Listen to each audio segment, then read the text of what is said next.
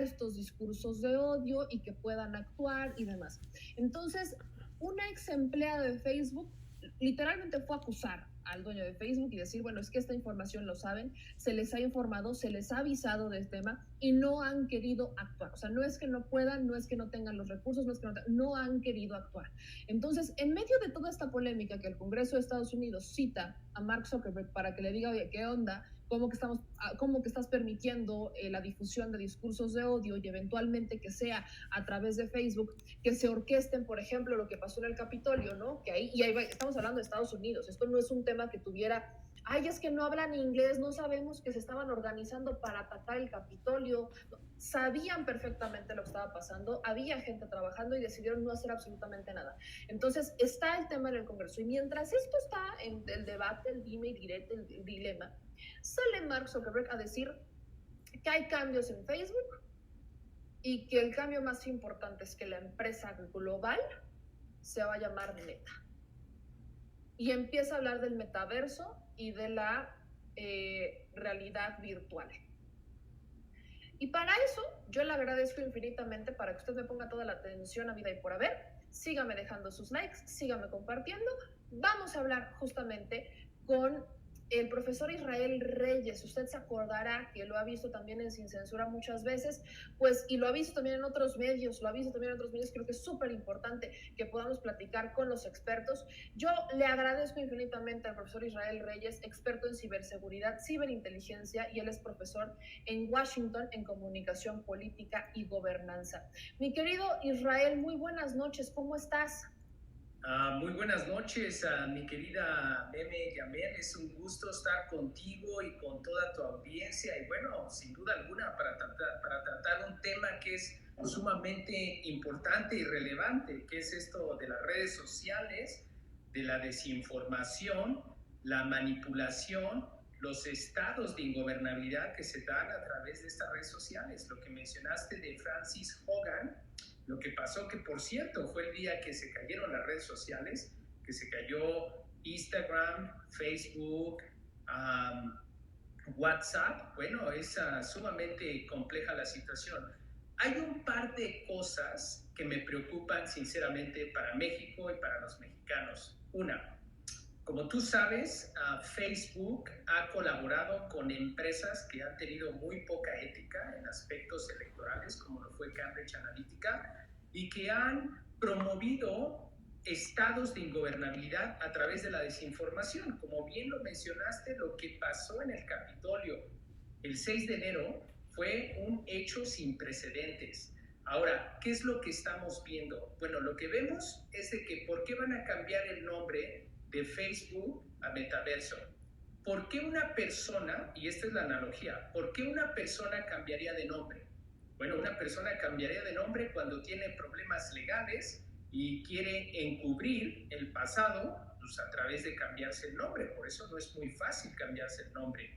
Bueno, mira, en aspectos de México, la preocupación que tengo aquí es de que todos los que utilizamos redes sociales entramos en un convenio unilateral por parte de estas plataformas, que son el término uso de condiciones de estas redes sociales. Si no aceptamos ese término y condiciones de uso, no podemos ser parte de esas redes sociales. Pero ¿qué pasa? Como lo que dijo Francis Hogan, cuando estas plataformas están manipulando a las personas, no solamente en el aspecto democrático, pero sino también que están provocando serios daños psicológicos en personas vulnerables, como son los menores de edad, como son las mujeres de género, por el aspecto de cómo manejan y cómo hacen el advertising o hacen manipulación y target para promover la pérdida de peso excesiva, que es la anorexia, para consumir alcohol, tabaco, etcétera, etcétera. Pero en el aspecto legal, jurídico, legislativo en México, y como tú bien lo sabes, Meme, yo he estado promoviendo la creación del marco jurídico de estas empresas multinacionales que trabajan en México. Una, porque están adquiriendo de los mexicanos todos los datos y los datos son el activo de más valor. Segundo, si esos datos se utilizan de una manera maliciosa para una campaña electoral, para promover un candidato, promover un estado o promover un golpe de estado digital, eso pone en cuestión, en tela de juicio, la soberanía nacional y la soberanía de la información. Yo creo que como mexicanos deberemos de exigir la creación de esos marcos jurídicos, porque si bien quieren operar estas empresas multinacionales en México, bueno, primero deben de pagar sus impuestos, segundo deben de tener sistemas de protección para proteger la información de los mexicanos, porque cuántas veces no hemos sabido que han hackeado a Facebook, que le han robado cuentas, que le han robado información. En enero le robaron 550 millones de cuentas, los 80 millones de cuentas que les dio a Cambridge Analytica, etcétera, etcétera. Entonces, como mexicanos debemos de crear esos marcos jurídicos que les pongan responsabilidades jurídicas a estas empresas, ya que se están llevando ahorita pues, un gran valor de México, que son los datos de los mexicanos. Y como tú bien lo dijiste, una de mis preocupaciones es el 2024.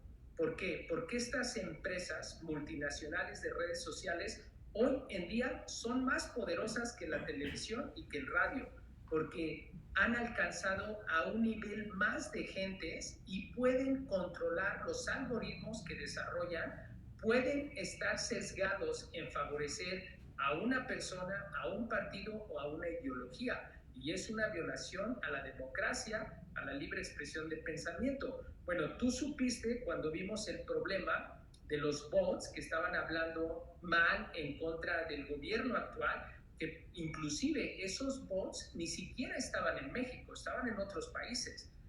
Entre esos países había bots que estaban en España y que estaban en Panamá. Y esos bots estaban, te acordarás del tema de prensa sicaria, prensa prostituta, etcétera, etcétera, que estaban continuamente socavando la credibilidad del gobierno federal. Y bueno, esa actividad estaba en las redes sociales y los algoritmos no hicieron nada para prevenir eso.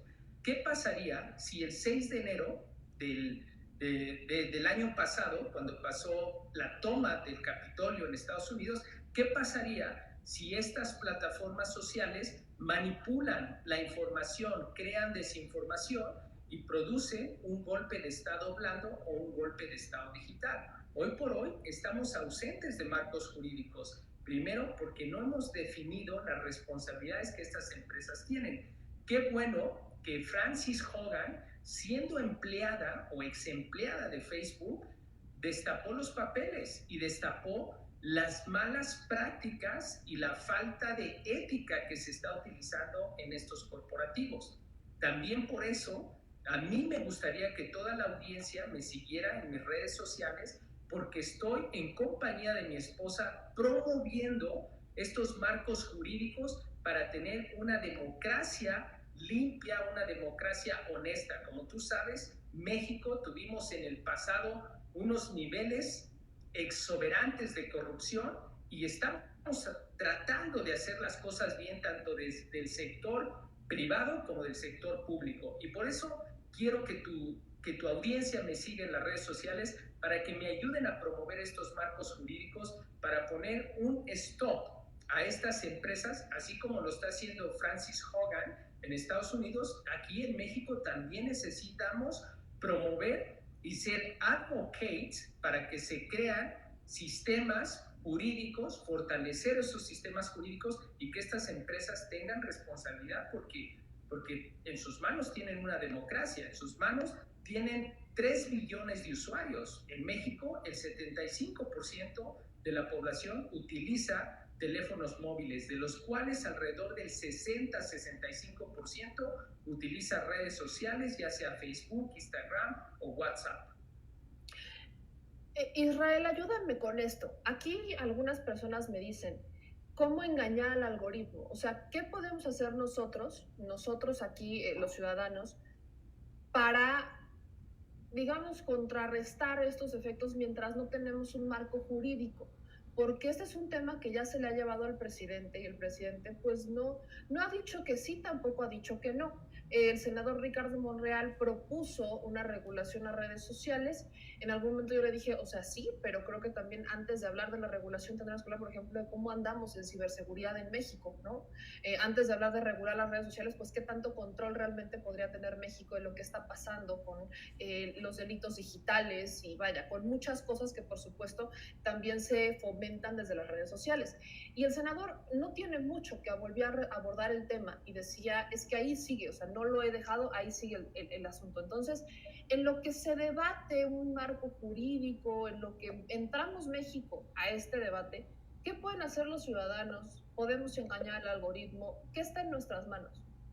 Bueno, mira, primero que nada es una responsabilidad compartida entre el gobierno que tiene que gobernar, crear legislaciones y marcos jurídicos. Está también la otra responsabilidad compartida con el sector privado, que son los dueños de estas plataformas y de esta infraestructura crítica. Y como tercero, somos nosotros los usuarios que formamos parte de este ecosistema, porque sin usuarios, pues estas empresas no tenían el poder que tienen. Entonces no existiría ese sistema de coexistencia. Lo que nosotros podemos hacer como usuarios, bueno, ser usuarios responsables, conocer y saber las fortalezas y lo bueno que es promover nuestras ideas, nuestra libre expresión de pensamiento a través de las redes sociales. Pero también debemos de tener muy claro y estar muy conscientes de que cuando algún grupo o algunos bots o propaganda automatizada está socavando la credibilidad de algún gobierno, de un Estado que está describiendo todo lo negativo con el objetivo de crear una insurgencia, como lo que pasó el 6 de enero en Estados Unidos, nosotros no debemos de darle hincapié a esa posibilidad, porque lamentablemente lo que pasó en Estados Unidos el 6 de enero en el Capitolio es un modelo que puede replicarse en otros países. Y de hecho, esto pasó en la primavera árabe. Esto también le pasó a Otto Pérez Molina. Esto también pasó en Bolivia. Esto también pasó en Colombia. Entonces, nosotros como ciudadanos responsables, cuando nos están incitando, cuando nos están promoviendo la violencia, la insurgencia, los aspectos negativos para hacer algo en contra de la sociedad, en contra del gobierno, en contra de nosotros mismos, debemos de poner un stop, porque ahí es donde nosotros podemos parar y prevenir esa impulsividad, que hay veces que se puede dar porque las plataformas sociales funcionan como un mecanismo masivo de comunicación con algoritmos que van muy concentrados para activar la impulsividad y lo reptiliano de las personas, que son las emociones negativas, del odio, del coraje, la desinformación, y que sin duda alguna pueden conllevar a un estado de ingobernabilidad, como fue la primavera árabe, como fue el 6 de enero ahí en el Capitolio. Aprovecho para dar continuidad en el comentario que hiciste, Meme. Yo tuve una breve conversación con el senador Ricardo Monreal, donde también le expresé mi preocupación por los ciberataques que se han dado a infraestructura crítica como a Pemex, como a la Secretaría de Economía, a la Lotería Nacional, al Banco de México, al sistema de pagos electrónicos interbancarios. También dije y le expliqué claramente la ausencia no solamente del marco jurídico, pero también de una agencia nacional de ciberseguridad y de protección de infraestructura crítica. Estamos ausentes en este momento de esa agencia.